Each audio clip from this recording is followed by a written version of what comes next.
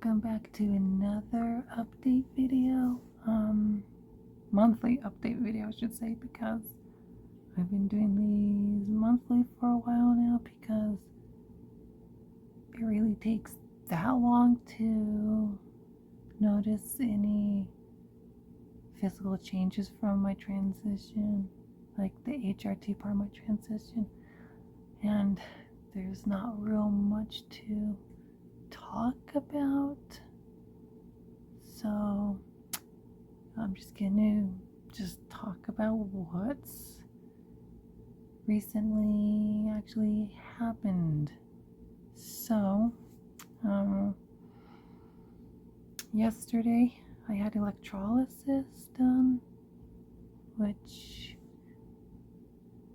the two hairs that came back that were bugging me was right here and right about here, and it went really, like, treatment process went really well. It wasn't as painful except for right here is where I felt it the most, and a few spots over here, but the bulk of it's on the what is left, because there's a lot less hair than what there was before. It's mostly like through the left side, which is this right here. It's like right here, down this part of the chin, and here is where I've been noticing the most of the bulk of it. There's just random spots through here, and there's spots that were found on a few spots on my neck that were found. So that's been treated. It's going well. The specific cream I was using for the aftercare, here it is.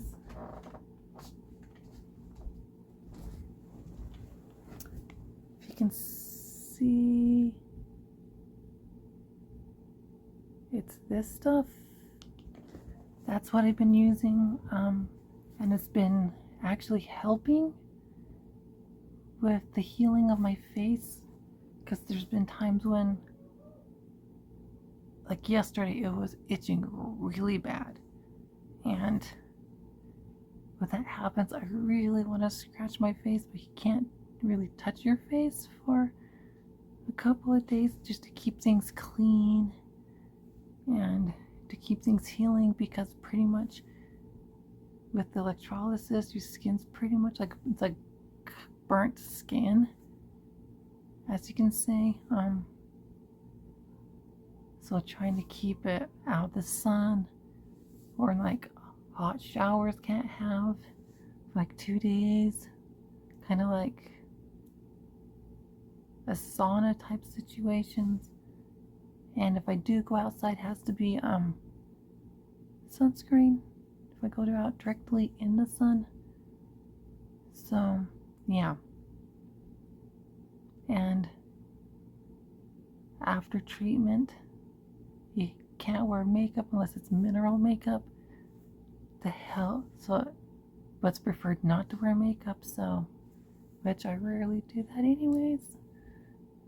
So following all the guidelines and everything, getting enough water, getting enough sleep, and using this has been really helping. It's just, I'm ready to have the rest of those hairs gone already, especially down here. So it's pretty much, as I was saying, pretty much a pain to deal with, because when I first started laser hair removal, it was back in September of 2009. Was it September 22nd, I think it was? And because at the time the facial hair wasn't fully grown in, because of my genetics and whatnot, because because when I first started doing stuff for my transition, it was a combination of clothing and laser hair removal when I had the money to start that. And I'm still dealing with the hair from September of 2009 to today in 2024. So yeah, it's just getting frustrating and tiring having to deal with it at this point, but I have to do what I have to do and keep doing this so I don't end up getting dysphoria again for my facial hair, because I don't want to go back to that when my hormones were off and I had to readjust everything and all that, and it's triggered like body hair to grow in certain places, and still trying to get rid of the rest of that facial hair that had come up because of that issue. There's still some of that left, so that's why I'm sick and tired of it by now, and it's not a fun process, especially with having sensory issues lately with my autism, because with my autism I don't really talk about it, but one of the things is I have sensory issues. It's usually I get, most of the time it's mostly overstimulated by things. There's been times where I've been understimulated, but it's mostly overstimulated, and certain things really, like texture-wise, really bugs me. Like the hair that's here and here, those coarse hairs, it really bugs me sensory-wise. So yeah, especially, and right through here, especially when I can feel it, especially with my top lip. If I go like this, like that, yeah, it bugs me. So trying to get that finished. And what else has been happening besides that? I made the decision to switch doctors because the doctor who I was seeing for my hormone treatment, my gender affirming care treatment, how I mentioned she lost the contract to the Medicaid part of my insurance. So, and because the way my insurance is, I have, because of me being on disability, I have Medicare and Medicaid, and if Medicaid, it's pretty much Medicare is the primary, and if Medicaid isn't covered, then it's like Medicare won't cover if it doesn't have that secondary. So I switched to the main hospital system here where I live, where I am covered, and that made that appointment, and that's on September 5th, which my original appointment was on September 24th to get my blood work done and hormones refilled and all that. So other than that, just see what's going to happen at that appointment in a few months in September. Anything else I can think of? Yes, there's two things that's been happening. I'll talk about down there first. I've been as I have been dilating every other day this last month. I've been having a lot of feelings regarding it, and it's just put me in a weird mental state right now. I'm not quite sure how to explain it, but this is the best way I can. The best way I can explain it is I really, really, really, really like my body the way it is. I don't regret hormones and surgery and all that. I'm happy to have a vulva, functioning vagina, the whole vulva being functioning. I've just been having that feeling I don't want to dilate anymore.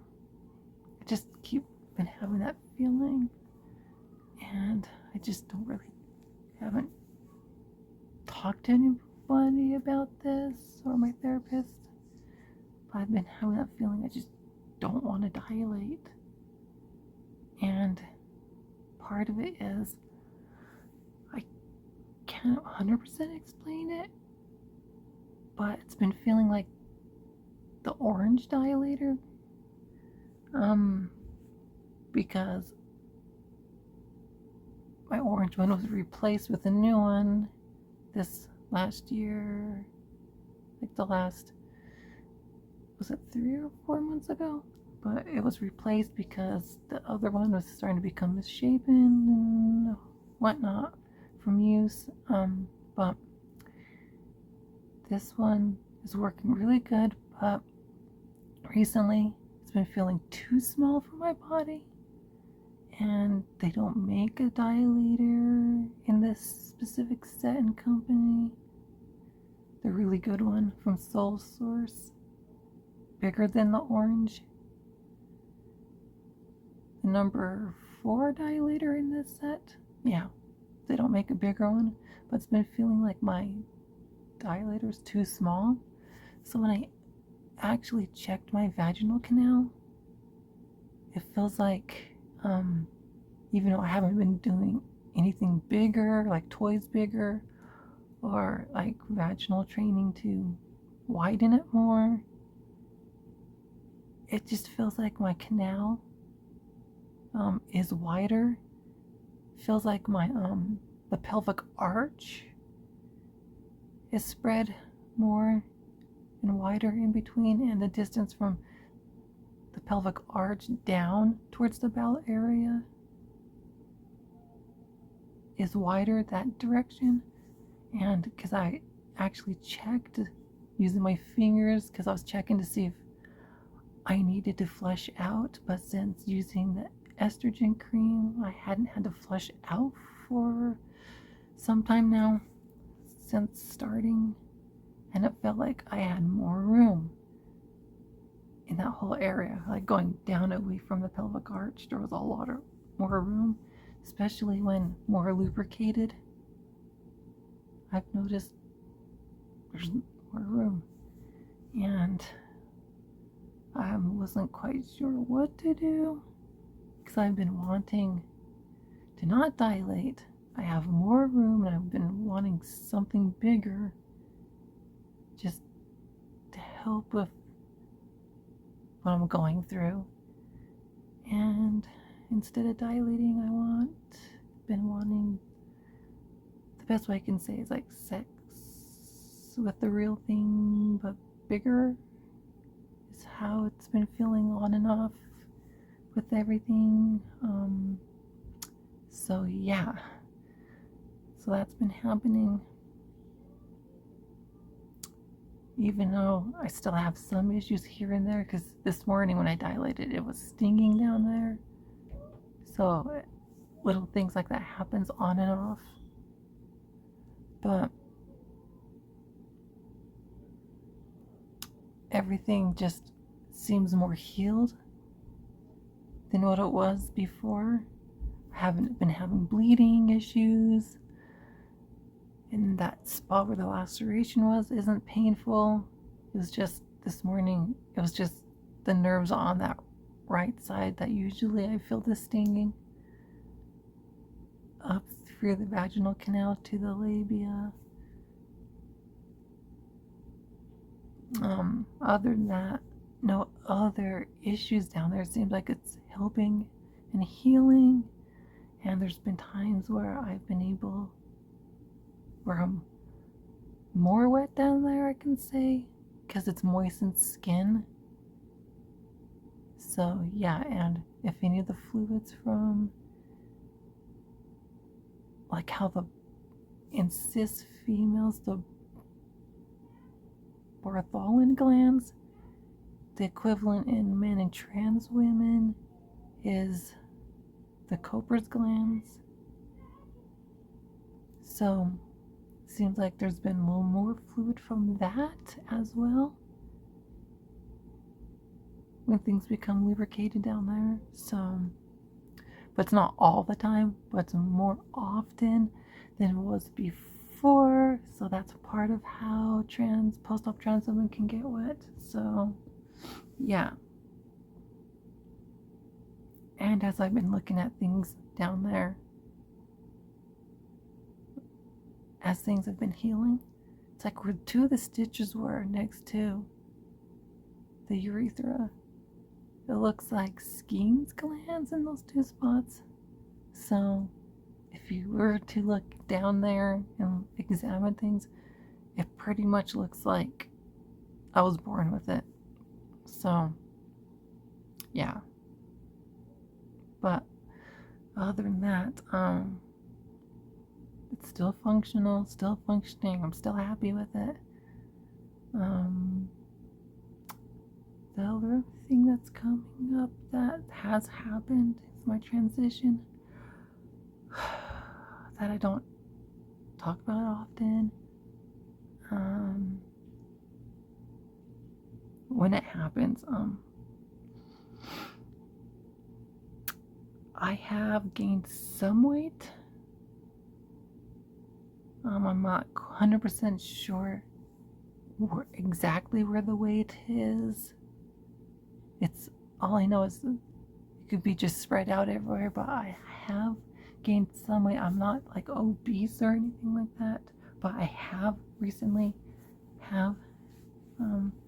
gained weight, which this last month I did 14 days of very specific exercise.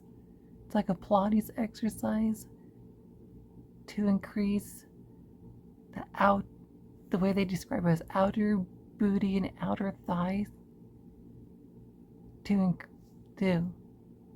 more increase that and then make it more shapely, because I wasn't feeling good the way my butt was looking with that dip on the sides where it dips like this.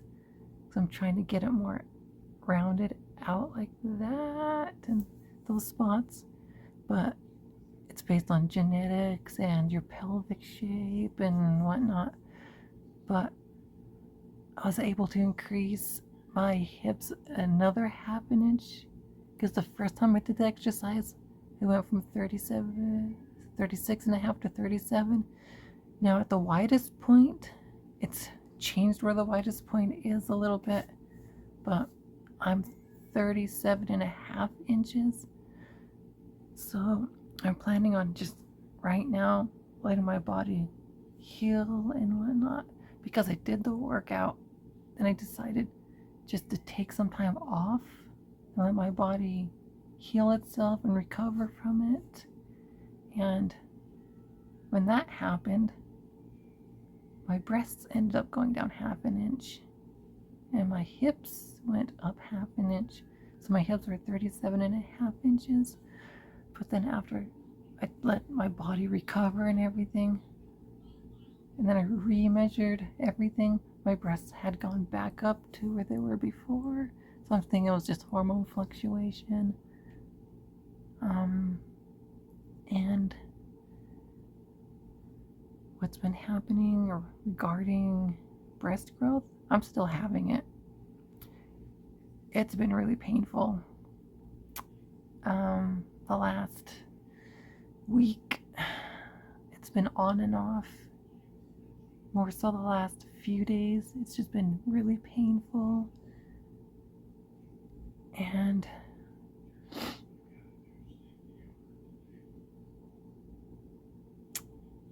they're just a lot fuller and bigger.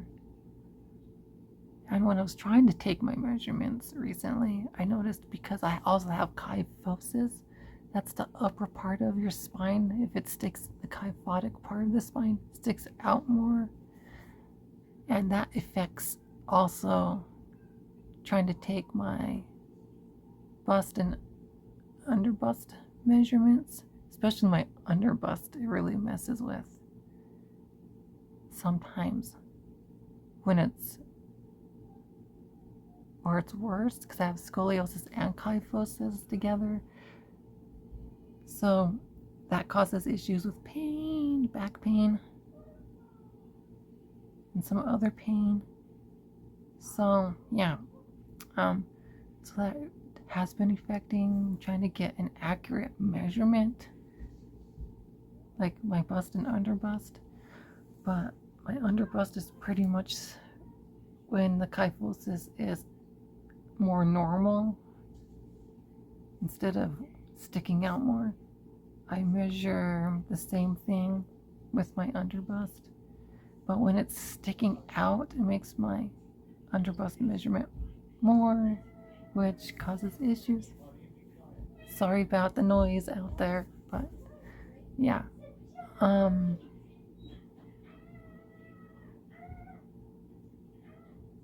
Other than that, it's just frustrating because it's like, am I 34 band size or a 32 band size? Because it keeps messing with that lately, trying to get an accurate measurement. But my bust has actually increased. It keeps fluctuating like in between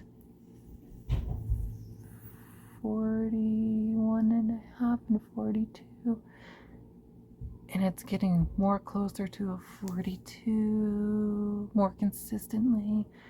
And even though it doesn't look like there, because I have dense tissue, and usually people who have dense tissue, the breast sits closer to the chest. So yeah, that's part of my issue, why they don't look the size they actually measure, and why when I go and get measured, it's usually a little bit inaccurate from when they do it. So do what actually fits and how I measure, especially when you use the website, a bra that fits, and calculate it that way. That's the most accurate I've found. So yeah. So if I show, this is pretty much how they look.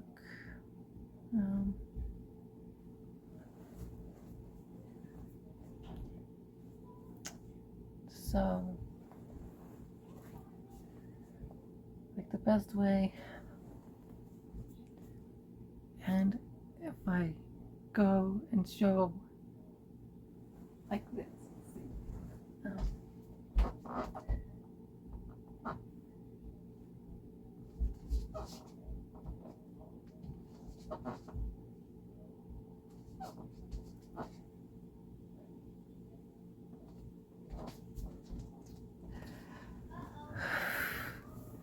yeah, that's the best I can show what my body looks like right now compared to like 3 years ago, 4 years ago. Yeah, before surgery, it's like before surgery and after surgery. If you can actually compare that, how my body looks, you can see how much fuller my butt is, and the shape of my body, how much more filled in it is. I'm really happy about that. It's just some of the frustrations I deal with sucks, but it is what it is. And I know I've been rambling on for longer than necessary, but it is what it is. And yeah, and there's really nothing else I can say except I still haven't made that appointment for the dentist, because the dentist I'm seeing have to see an orthopedic surgeon to get my baby tooth fixed, because I have a baby tooth right here, right here. And this is the canine right there. That's the baby tooth next to it. What the treatment plan is to remove the baby tooth, get braces to move that canine back in place, then where the canine is now, to actually have an implant to look like the lateral, this one, like this one. But I don't know, I keep getting this mental block, or just I can't get myself at the moment to make that appointment, and I'm not quite sure why. I think part of it is they want me, there's 2 places they recommend I go that they work with. One they highly recommend, but because my dental insurance is with the Medicaid part of my insurance, they don't, the place they highly recommend doesn't take it. So they want me to make a consultation so I can see how much it's gonna cost or what it's gonna take to get it done with them. Then there's the other place, and just see what needs to happen just to get that tooth fixed, because it still causes issues. And also, as I can feel this tooth, it feels like it's twisted a little bit this way, out of alignment. Yeah. And every time it's either I get sick or I just don't feel good.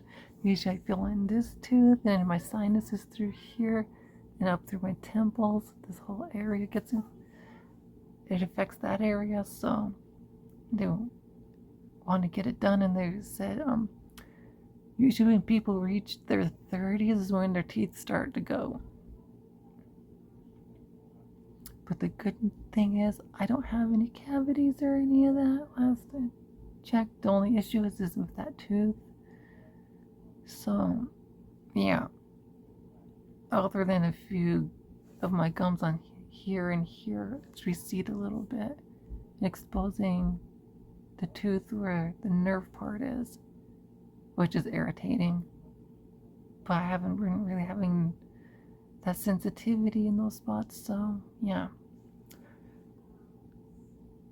So I'm gonna have to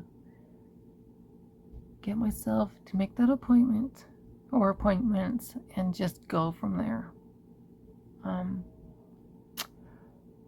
Other than that, nothing else has been going on, so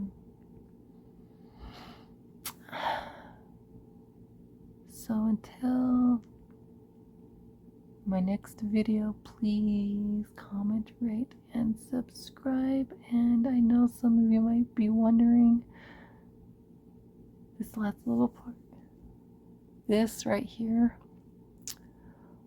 I don't want to talk about it here, but yes, it is a collar. Yes, I've been collared. It was on the 1st of July, yeah, of this month, July 1st. I've only removed it twice to do electrolysis, because when I do electrolysis, she doesn't want me to wear jewelry when she's doing the cataphrase part of the treatment to help cool the skin down. So don't have issues with the electricity part and the jewelry, metal conducting into electricity, especially because it was with her old machine, was having that issue where I'd feel it. So yeah, but when I took it off this last time, it just felt really weird. It didn't feel right to not have it on. But I'm not going to go into more details on it because this isn't the place. But I just wanted to say, yes, that's what it is. My wife, even though it's not legal, because the dynamic in our relationship is a big, huge responsibility to do. But she did. So, yeah. So that's what it is. And if you're wondering, yes, it's an eternity collar from their website. Eternity collars, the thin one. So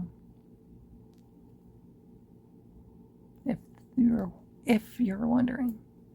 So I'm not gonna go into more details on any of that, because that's not a place for that here. So if you do want me to do a video on it, just comment and I'll do it on my other channel, but not here. So until my next video, please comment, rate, and subscribe. And until then,